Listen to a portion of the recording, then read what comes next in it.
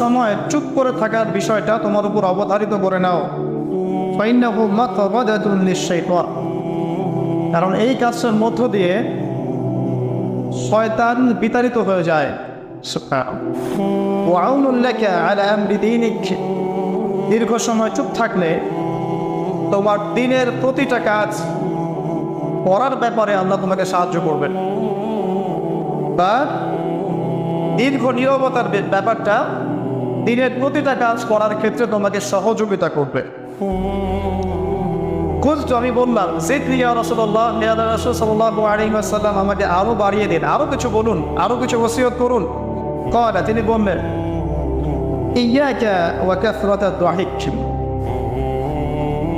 সাবধান থাকবে, বেশি বেশি হাসবে না। ফাইন্নাহু ইউমিতুল কানি, কারণ যারা অধিক পরিমাণে হাসা